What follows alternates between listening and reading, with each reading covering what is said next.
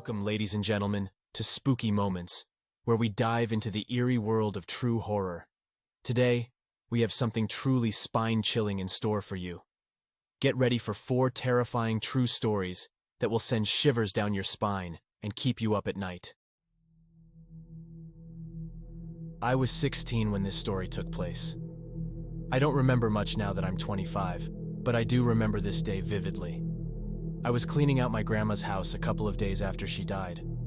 It was pretty normal until my brother, who was helping me clean the house up, went to get food for the both of us, leaving the house just for me. Now I wanted to finish the job today. After all, there were just a couple of rooms left. So I continued working. When I was about to finish the last room, I heard something in the upstairs hallway. I seriously looked up there before shrugging it off and continued working on the last couple of items in the drawer I was cleaning up. But the noise happened again, but this time louder. I sighed and put the framed photograph I found in the drawer down and started walking up the stairs to investigate what the noise was. When I fully got upstairs, I saw the attic stairs fully down. I looked it up and down before quickly concluding that the ladder hit the floor, and that is what was making the banging noise. I looked around upstairs a bit just to be safe and make sure there were no intruders before finally making my way up into the attic. The attic at first seemed like another regular attic. Dusty, filled with boxes and occasionally spiders. I searched around the attic a bit before deciding to open a box labeled Memories of Family and Friends. The first thing I saw in the box was a photo book filled with photos of my grandma and my grandpa, sometimes with friends or family. I went through that a little bit before stumbling upon an old Polaroid camera in the box. Under the camera was an old dusty Polaroid. I picked the Polaroid up and looked at the photo.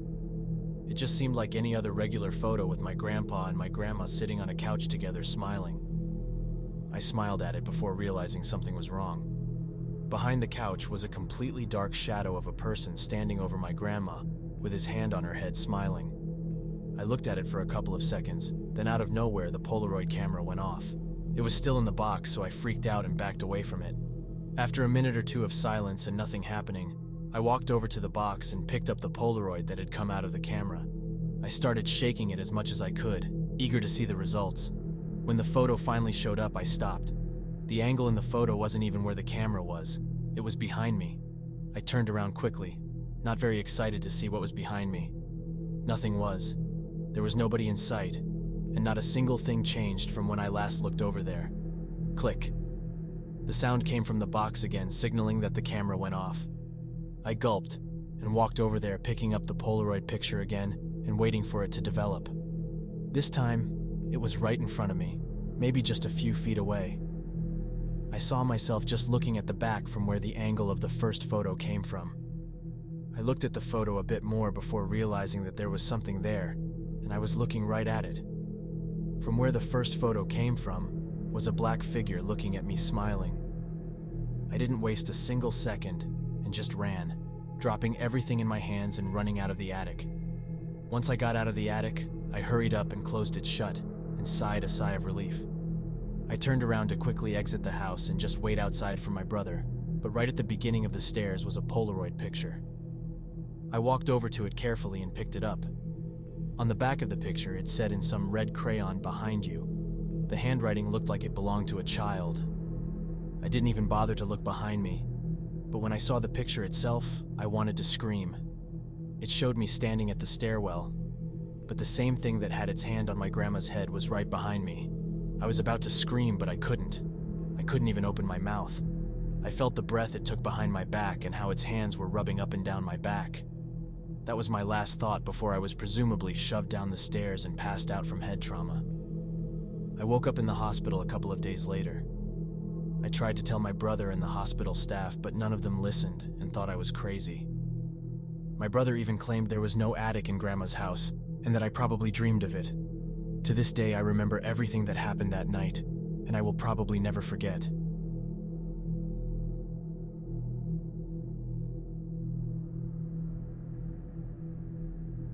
I sat alone in my dimly lit bedroom, engrossed in a horror novel that sent chills down my spine.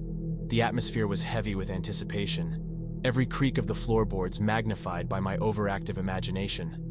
Little did I know that the true terror was about to unfold right before my eyes. As I turned the page, A sudden draft sent a shiver down my spine, causing the hairs on the back of my neck to stand on end. The room felt colder, the air heavier. A sense of unease washed over me, as if I were being watched. I glanced around, expecting to see nothing but the familiar surroundings of my room. But then I saw her, standing in the shadows, her silhouette barely visible against the darkness. My girlfriend, or at least it appeared to be her. A chill ran through me, my heart racing in my chest. What was she doing there, lurking in the darkness? Her eyes, once filled with warmth and affection, now seemed vacant, devoid of emotion. A twisted smile slowly formed on her lips, sending a wave of terror crashing over me. It was as if a stranger had replaced the person I thought I knew so well. Panic surged through my veins, urging me to flee, but my body remained frozen in fear. She stepped closer, each movement slow and deliberate, as if savoring the terror she evoked. I could hear the echoes of her footsteps, a haunting rhythm that echoed in the depths of my mind. The air grew thick with an indescribable energy, as if the very fabric of reality was unraveling. A flickering light bulb cast eerie shadows across her face, revealing twisted features that bore no resemblance to the woman I loved. Her eyes glowed with an unnatural intensity, an otherworldly presence that sent shivers down my spine. It was as if something had taken control of her, transforming her into a vessel of darkness. I mustered the courage to speak, my voice trembling. What are you doing?" I managed to stammer, my words barely audible in the suffocating silence. Her voice, once gentle and soothing, now carried an eerie undertone. It was a voice I didn't recognize, cold and detached. "I've always been watching you," she whispered, her voice carrying a disturbing certainty. Every secret, every thought, laid bare before me. A surge of terror coursed through my veins, my mind racing for an escape. But she seemed to anticipate my every move, blocking any path to safety. The room grew smaller, the walls closing in around me, as if the very space conspired against my survival. In a final act of desperation, I bolted toward the door, only to find it locked. Panic seized me as I frantically tried to open it, my fingers slipping on the doorknob. I turned to face her, her sinister grin widening. "There's no escape," she hissed, her voice echoing in the confined space. And then, as suddenly as she appeared, she vanished into thin air, leaving me trembling and alone. The room returned to its normal state, the shadows retreating, but the horror of that encounter remained etched in my memory. From that day forward, I couldn't help but question everything. Was it a mere hallucination? A product of my overactive imagination? Or had I truly witnessed a glimpse into the darkness lurking within the person I loved? The uncertainty haunted me, forever casting a shadow over our once idyllic relationship.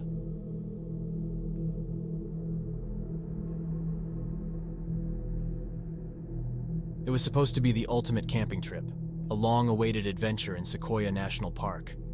I had dreamed of visiting this place for the longest time, and when the moment finally arrived, I knew it would be an experience of a lifetime. Throughout my life, I had only seen sequoia trees in pictures, books, and on television. But nothing could prepare me for the awe-inspiring sight of these majestic giants in person. As I stood amidst the towering trees, I felt like a mere speck in the grandeur of nature. This was where I was meant to be, surrounded by the tranquility and beauty of the wilderness. One sunny day, as I was hiking along a serene dirt path, I suddenly caught a whiff of something unusual in the air. The scent was faint at first, but with every step it grew stronger and more acrid. Confusion swept over me as I tried to locate the source of the scent. And then I saw it. A thick plume of smoke rising in the distance just to my left. My heart pounded in my chest as panic set in. Animals began scurrying in my direction, a clear sign that something was terribly wrong. Instinct kicked in, and without wasting another moment, I knew I had to get out of there fast. I couldn't bear the thought of being trapped in a wall of fire. I sprinted back towards my campsite, my mind racing with fear and adrenaline. I hastily grabbed my essentials, not daring to linger any longer than necessary. But as I was about to make my escape, a deafening roar pierced through the air, causing my blood to run cold. I hesitated for a brief moment, torn between curiosity and the urgent need to save myself from imminent danger. But self-preservation won over, and I made a beeline for my truck, my pulse pounding in my ears. As I jumped into the driver's seat and turned the ignition, The engine roared to life, mirroring the racing of my own heartbeat. The smoke was getting thicker, making it difficult to see. I could feel the scorching heat creeping into the truck's cabin, mingling with the sweat on my brow. Coughing and gasping for air, I knew I had to keep moving, no matter what. Fear gripped me like never before as I navigated through the nightmarish scene unfolding around me. The raging flames on either side of the road seemed to dance menacingly, hungry for everything in their path. My eyes stung from the smoke, and my throat felt raw and parched, but I couldn't afford to stop. I had to keep driving and keep pushing forward, hoping that salvation awaited me beyond the inferno. And then, as if the nightmare couldn't get any worse, I saw it. Through the haze and smoke, a monstrous figure emerged, blotting out the sky with its massive wings. My breath caught in my throat as I struggled to comprehend what I was witnessing. It was a creature straight out of legends and nightmares. It has a long neck, a lizard-like head adorned with menacing horns and teeth, and a body covered in blood-red scales with ominous black stripes. The creature's eyes locked onto mine, gleaming with a viper's gaze, and an indescribable terror gripped me. Frozen in terror, I watched as the beast approached my truck. Its every step shook the earth beneath me, sending tremors of pure dread through my body. I trembled uncontrollably, my mind racing with desperate thoughts of survival. Was this the end? Was this monstrous creature going to mercilessly devour me? The world seemed to shrink around me as the monster's presence grew larger, overshadowing everything else in my field of vision. But just as despair threatened to consume me entirely, a deafening sound shattered the air. The distinct beat of helicopter blades cut through the chaos, filling me with a glimmer of hope. The monster blinked, momentarily distracted by the approaching aircraft. In that split second, I seized the opportunity. Without thinking, I slammed my foot on the accelerator, sending my truck lurching forward with a burst of adrenaline. The creature's large, narrow head was mere inches away from my window, its growls reverberating in my ears. I could feel its hot breath on my skin, mingling with my own panicked breaths. But I couldn't afford to give in to terror. I had to escape. There it was, with its piercing gaze following my every move as I raced away, leaving it behind in a cloud of smoke and chaos. The military helicopter descended before me, creating a safe passage through the fiery nightmare. With a final surge of adrenaline, my truck soared through the air, propelled by the sheer force of its departure. All I could see were two armed soldiers running in my direction. But the pain I felt was too much. Everything went black. When consciousness returned, I found myself lying in a sterile hospital bed, surrounded by the faint beeping of machines and the hushed voices of medical staff. Fragments of memory flooded back, like shards of a broken mirror. The campsite, the fire, and this beast, it all felt like a feverish dream. But the scars on my body and the lingering smell of smoke confirmed the harsh reality I had faced. Questions tumbled through my mind, and one persisted above all. Was that creature truly a wyvern? The logical part of me reasoned that such mythical beings couldn't exist in the modern world. Yet the vividness of that encounter and the intensity of the fear that gripped me left a lingering doubt. As days turned into weeks of recovery, I delved into research, scouring books and online forums for any mention of similar encounters. Stories and legends spoke of wyverns, creatures that had haunted the human imagination for centuries. Their descriptions aligned eerily with what I had witnessed in Sequoia National Park. But still, doubts lingered. Perhaps it had been an elaborate hoax, a trick of my exhausted mind. In the end, I may never have a definitive answer. The memory of that harrowing ordeal remains etched in my mind, a reminder of the thin line that separates reality from the realm of legends. Whether it was a true wyvern or a figment of my imagination, the experience changed me forever. It taught me the fragility of life, the unpredictable forces of nature, and the immense power of fear.